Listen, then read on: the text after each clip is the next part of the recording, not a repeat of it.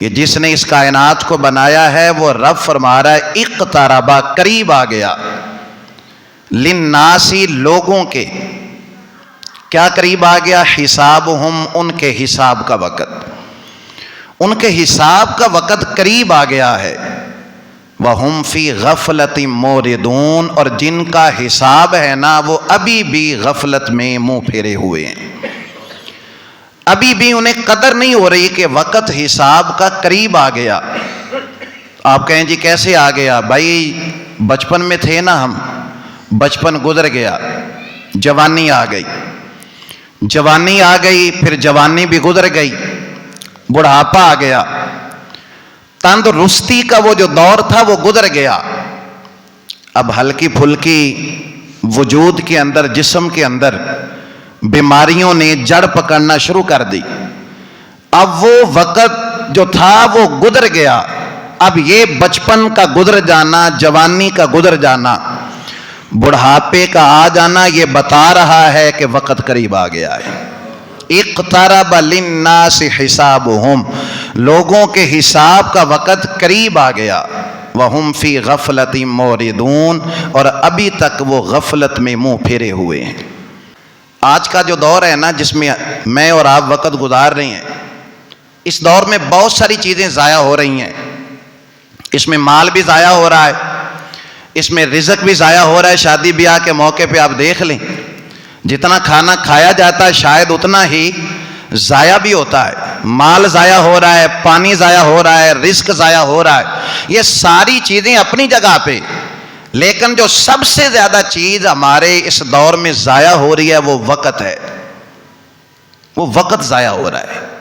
اور پریشانی پتہ کس بات کی ہوتی ہے کہ جب کسی نوجوان سے پوچھا جائے، 100 میں سے 85 کی بات کرتا ہوں، 15% ہیں جو مصروف ہیں، کام میں لگے ہیں، لیکن 85% نوجوان یہی کہیں کہ میں فارغ ہوں، میرے پاس کوئی کام نہیں ہے، میں فارغ رہتا ہوں، فارغ ہوں، مجھے کوئی کام نہیں ہے۔ حالانکہ جو فارغ ہوتا ہے نا، شیخ سعدی کا فرمان ہے، فارغ بندے کا دماغ شیطان کا کارخانہ ہوتا ہے۔ جو فارغ بیٹھا ہے نا، پتہ نہیں تنہائی میں کیا سوچتا ہوگا، نئے نئے منصوبے، نئی نئی پلاننگ سے جو آج ہم سن رہے ہیں نا، گناہوں کے طریقے جو ایجاد ہو رہے ہیں، یہ پہلے دور میں نہیں تھے۔ پھر دیکھیں نا، جوان بندہ ہو، پھر ہو بھی وہ فارغ، تو شیطانی عمل کی طرف جانا تو وہ جلدی اس کا دماغ اس طرف جاتا ہے جو شیطانی کام ہوتا ہے۔ اور جو بندہ فارغ ہوتا ہے نا، جس کو کوئی کام نہیں ہے، پھر وہ الجھا سا رہتا ہے۔ یہ آپ تجربہ کر کے دیکھ لیں، وہ پھر یہی سوچتا ہے کہ فلانا بندہ بھی میرے خلاف ہے، اور یہ 2 بندے نوکر چ بہ کے گلاں کر رہے ہیں، میرے بارے گلاں کر رہے ہیں، وہ پھر انہی باتوں میں لگا رہتا ہے۔ اور تجربے کی بات یہ بھی ہے، جو فارغ رہتا ہے، جس کو کوئی کام نہیں ہے، جس کو وقت کی اہمیت کی قدر نہیں ہے نا، پھر وہ نماز بھی صحیح طریقے سے نہیں پڑھتا، وہ ذکر بھی اس کو صحیح طریقے سے نہیں ہوتا، پھر ذکر و فکر، عبادت، روزہ، تراویح، یہ ساری چیزیں پھر اس کے اندر کوئی تبدیلی نہیں لاتی۔ وہ چونکہ زنگ لگ جاتا ہے نا، فارغ رہنے کے بعد زنگ لگا، اور اس کی جو صلاحیتیں تھیں وہ زنگ آلود ہو گئیں، اور اس کی جو خوبیاں ہوتی ہیں وہ بھی خامیوں میں بدلنا شروع ہو جاتی ہیں۔ بھائی آج کا موضوع رکھنے کا یہی مقصد ہے کہ ہم ماہ رمضان میں اپنے وقت کو قیمتی سمجھیں، فضول جھگڑوں میں، فضول بحثوں میں، فضول معاملات کے اندر اپنے وقت کو ضائع نہ کریں۔ اس کا ایک ایک لمحہ قیمتی ہے۔ فرمایا اکثر لوگ 2 چیزوں کے بارے میں غافل ہیں، ان کی قدر نہیں کرتے۔ جب اکثر کہا تو اس کا مطلب یہ ہے کہ سارے لوگوں کی بات نہیں، کچھ لوگ ہیں جنہوں نے ان 2 نعمتوں کی قدر کی ہے۔ وگرنہ حضور فرماتے ہیں اکثر لوگ نعمتانی مغبوب من الناس، اکثر لوگ ان 2 نعمتوں کی قدر نہیں کرتے۔ یا رسول اللہ کون سی 2 نعمتیں؟ فرمایا ایک صحت اور ایک فراغت۔ صحت کی لوگ قدر کب کرتے ہیں؟ کہ جب ڈاکٹر صاحب منع کر دیتے ہیں کہ تجھے شوگر ہو گئی ہے، اس چیز سے تم نے پرہیز کرنی ہے۔ لوگ صحت کی قدر پھر کب کرتے ہیں؟ کہ جب انہیں بتا دیا جائے تیرا بلڈ پریشر ہائی ہو جاتا ہے تو یہ چیزوں سے تو نے بچنا ہے، پھر قدر ہوتی ہے کہ کاش وہی روٹین والی صحت آ جائے، کاش اب وہی روٹین والا معاملہ بن جائے تو میں اپنے آپ کو اس انداز کے ساتھ اللہ کی بارگاہ میں کھڑا کروں۔ معذرت کے ساتھ ہم نماز پڑھنے کے لیے تب مسجد میں آتے ہیں کہ جب صحیح طریقے سے سجدہ بھی نہیں کر پاتے، جب کرسی پہ آ کے بیٹھ کے ہم نماز پڑھنا شروع کر دیتے ہیں اس وقت ہم مسجدوں کا رخ کرتے ہیں. اگر ابھی بھی آپ کو صحت کی قدر نہ ہو تو پھر ذرا الائڈ ہاسپٹل کا آپ ایک دفعہ چکر لگا لینا. کبھی بڑے ہاسپٹل کا چکر لگانا تو آپ کو علم ہوگا کہ یہ جو آئی سی یو کے اندر ہیں وہ لوگ کہ جو معاذ اللہ ثم معاذ اللہ خدا نہ خواستہ بلڈ کینسر کے اندر دیگر موذی امراض کے ساتھ وہ لڑ رہے ہیں، ان کی ایک ہی تمنا ہے کاش اللہ ہمیں دوبارہ صحت والی زندگی عطا کرے تو ہم سجدے سے سرے نہیں اٹھائیں گے. تو بھائی حضور کیا فرما رہے ہیں کہ اکثر لوگ صحت کی قدر نہیں کرتے. صحت کی قدر کرنے کے لیے نا ماہ رمضان بھی اللہ نے ہمیں عطا فرمایا ہے. اس میں آپ وہ جو کہتا ہے نا کہ میرے معدے میں تکلیف رہتی ہے، وہ جو کہتا ہے نا کہ مجھے گیس کا مسئلہ رہتا ہے، ہر وقت جو ہے وہ تبخیر رہتی ہے معدے کے اندر، بھائی آپ روزے رکھنا شروع کریں. یہ میں نہیں کہہ رہا، کریم محبوب کا فرمان ہے جو روزے رکھتا ہے اللہ اسے صحت والی زندگی عطا فرما دیتا ہے. جو روزے رکھتا ہے تو بھائی پہلی چیز جس کی قدر کرنی ہے وہ کیا ہے؟ وہ صحت ہے. فرمایا لوگ صحت کی قدر نہیں کرتے. یہ فارغ لوگوں کا کام ہوتا ہے جو کہتے ہیں کل کام کروں گا، پرسوں سے شروع کروں گا، ترسوں سے شروع کروں گا، اس جمعے سے شروع کروں گا، یہ بس بچوں کی شادیاں ہو جائیں پھر شروع کروں گا. یہ سست لوگوں کا کام ہے.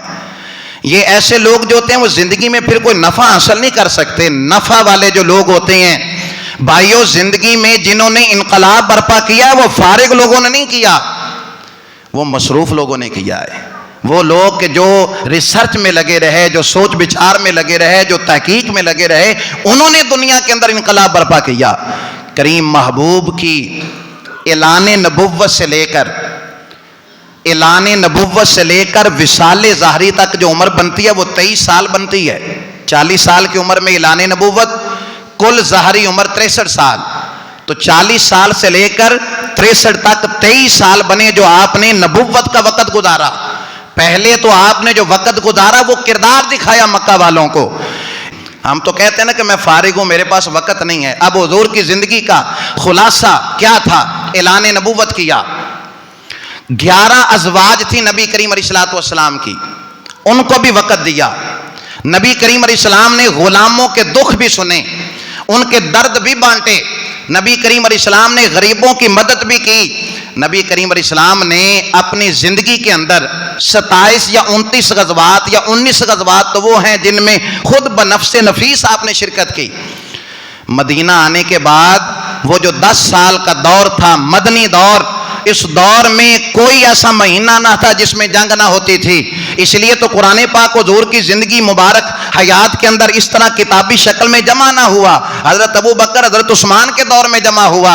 اتنی مصروف ترین زندگی کے اندر میرے نبی نے اپنی بیویوں کو وقت بھی دیا، اپنی اولاد کو وقت بھی دیا. میرے نبی نے غریبوں کی مدد بھی کی. میرے نبی نے جو باہر بیرون ملک سے وفد آتے تھے انہیں ملاقات کا ٹائم بھی دیا. میرے نبی نے اپنی اس خوبصورت 23 سالہ دور نبوت کے اندر دوپہر کے وقت قیلولہ کا تھوڑی دیر آرام کا وقت بھی رکھا. پھر میرے نبی نے جب ساری دنیا سو جاتی تھی پھر عشاء سے لے کر فجر تک ساری رات رب کی عبادت میں بھی گزارتے تھے. پھر اتنی عبادت کی کہ خود رب کو کہنا پڑا یا ایھا المزمل قم اللیل الا قلیلا. اے محبوب عبادت تھوڑی کیا کر، تھوڑا جاگا کر اور تھوڑی دیر آرام بھی کیا کر.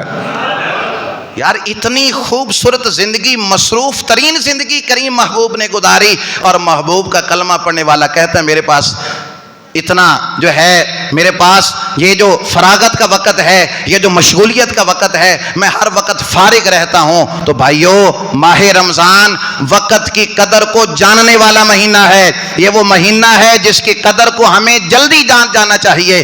تو بھائیو ماہ رمضان ہو اور پھر نیکیوں کا موسم بہار بھی ہو، پھر موقع بھی ہو، پھر مسلمانوں کی بستی بھی ہو، پھر مرکزی جامعہ مسجد بھی ہو، اور پھر تراویح میں قرآن بھی سنایا جا رہا ہو، اور بندہ کہے میں فارغ ہوں. تو بھائی قدر سیکھ لو ان سے قدر سیکھ لیے جو مر گئے، جو دنیا سے چلے گئے. اب ان کی ایک ہی تمنا ہے، کاش، یہ میں نہیں کہہ رہا قرآن میں لکھا ہے، مرنے والا کہتا ہے یا لیتنا نردو، اے کاش ہمیں لوٹا دیا جاتا، اے کاش میں دوبارہ دنیا میں آ جاتا، اے کاش مجھے تھوڑا سا موقع مل جاتا، میں رب کی بارگاہ میں سجدہ کر لیتا. لیکن بھائی سورہ نور میں، سورہ مومنون میں لکھا ہے، مرنے والا کہتا ہے رب ارجعون، اے اللہ تو مجھے لوٹا نہیں دیتا دنیا میں، لعلی اعمل صالحا فیما ترکت کلا، تاکہ میں وہ عمل کر لوں جو میں چھوڑ کے آ گیا، اللہ مجھے تو دوبارہ دنیا میں بھیج نہیں دیتا، میں دوبارہ دنیا میں چلا جاؤں،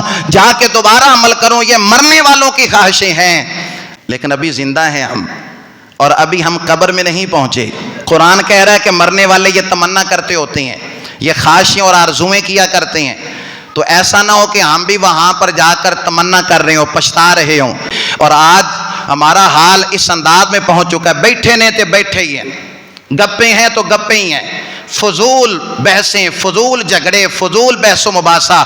اپنے وقت کو قیمتی بنائیے۔ یہ ماہ رمضان ہمارے 11 مہینوں کا نصاب لے کر، اس لیے کہ سوچنے کا وقت ہے نا، جب تہجد میں آپ اٹھے، سحری تیار ہو رہی ہے، آپ کے پاس ٹائم ہے، 2 نفل آپ نے پڑھے تہجد کے، مصلی پہ بیٹھے ہیں، آپ کے پاس وقت ہے، آپ سوچیں، سوچ بچار کریں، غور و فکر کریں، میں 11 مہینے کہاں گزارتا رہا، اب لوٹ کے اللہ کی بارگاہ میں آیا، وقت ملا سوچ و بچار کا اپنے۔ اچھا، کسی لکھنے والے نے بڑی خوبصورت بات لکھی، وہ کہتا ہے اگر ابھی بھی تمہیں وقت کی قدر نہیں نا محسوس ہو رہی، تو وقت کی قدر کو جاننا ہے نا، وہ 1 سال سے شروع کرتا ہے کہ 1 سال کی کتنی قیمت ہوتی ہے، کتنی قدر ہوتی ہے۔ اگر 1 سال کی قدر پوچھنی ہے نا، تو اس سے پوچھو جس کا 1 سال ضائع ہو گیا اور وہ امتحان میں فیل ہو گیا۔ اب جب اس کو کہا جائے گا کہ ایسے کلاس ہے پھر تو سال گزارنا ہے، اگلی کلاس میں نہیں جا سکتے، تو اس سے پوچھو 1 سال کتنا قیمتی ہوتا ہے۔ یا اس سے پوچھو جو امتحان کے اندر فیل ہو گیا، ناکام ہو گیا، اس سے پوچھئے 1 سال کتنی قدر والا ہے، کتنا قیمتی ہے۔ پھر اس نے کہا 1 مہینے کی قدر، 1 مہینے کی قدر اگر پوچھنی ہے نا کہ کیا ہوتی ہے، تو کسی مزدور سے پوچھنا جس نے مہینہ لگایا ہو لیکن اس کو تنخواہ نہ ملی ہو، اس سے پوچھنا کہ کتنی محنت کوشش کے بعد اس نے مہینہ پورا کیا لیکن اس کی مزدوری اس کو وقت پہ نہ ملی، اس سے پوچھئے 1 مہینے کی قدر کیا ہے۔ بھائیو، اگر 1 ہفتے کی 7 دنوں کی قدر اگر پوچھنی ہے نا کہ کیا قدر ہے، تو اس آدمی سے پوچھنا جس کو 1 ہفتہ ہو گیا ابھی وہ ہاسپٹل کے اندر ہے، اس سے پوچھنا کہ ایک دن کتنا قیمتی ہوتا ہے، جس کا ہفتہ ہاسپٹل میں گزر گیا اس سے پوچھو کہ ہفتے کی کتنی قدر اور قیمت ہے۔ اگر 1 دن کی قیمت پوچھنی ہے، 1 دن کی کیا قیمت ہے، یہ اس سے پوچھو جس نے روزہ بھی رکھا ہے اور روزہ اس کو لگ بھی گیا ہے، بھوک بھی بڑی لگی ہے، پیاس بھی بڑی لگے، اس سے پوچھو کہ 1 دن کتنا قیمتی ہوتا ہے، اس سے پوچھو 1 دن کی قدر کتنی ہے۔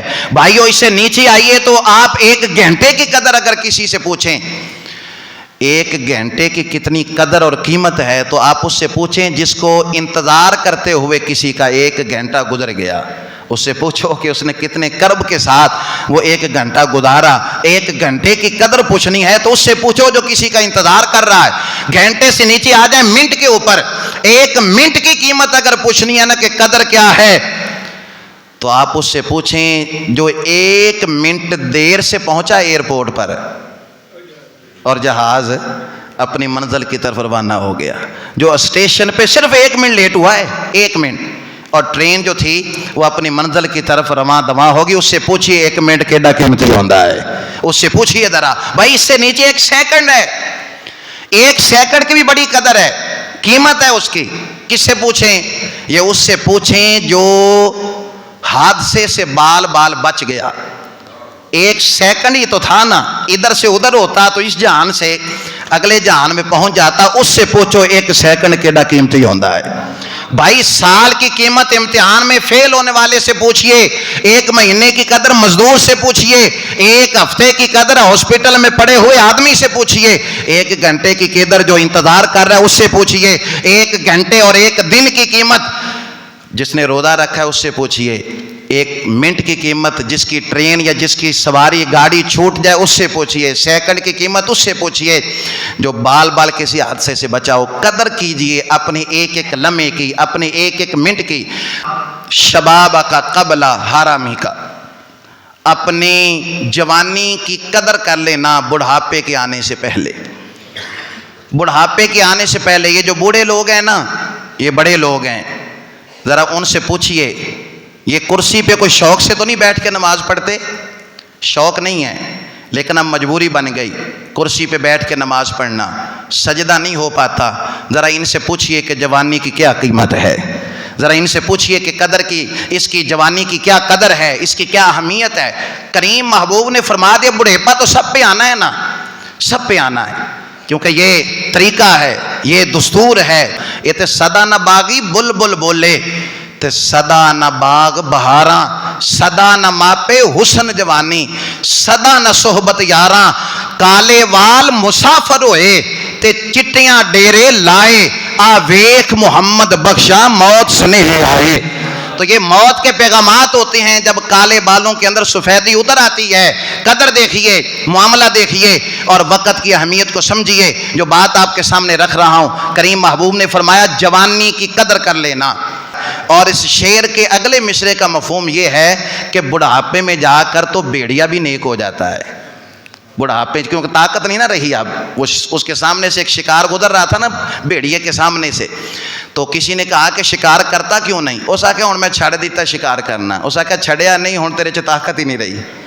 اس لیے کہ بڑھیپے میں جا کر بھائی بوڑھے 70 بوڑھے لوگ، میرے کریم محبوب نے فرمایا 70 بوڑھے لوگ ایک طرف ہوں اور وہ توبہ کر رہے ہوں، اور ایک طرف ایک جوان ہو اور وہ توبہ کر رہا ہو، تو اللہ کو جوان کی توبہ بڑی ہی پسند ہے۔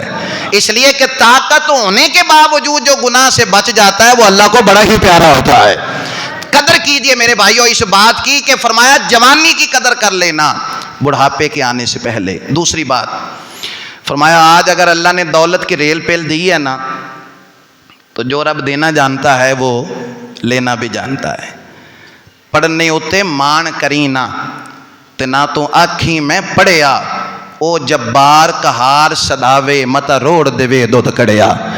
بڑے بڑے لوگ جو صبح کے بادشاہ تھے وہ شام کو مانگتے ہم نے دیکھے، کسی اشارے پہ کھڑے ہوتے ہیں نا، تو وہاں پہ جو گنتی چل رہی ہوتی ہے وہ الٹی چل رہی ہوتی ہے، 60 سے پیچھے آ رہی ہے، 50 سے پیچھے آ رہی ہے، 40 سے پیچھے آ رہی ہے۔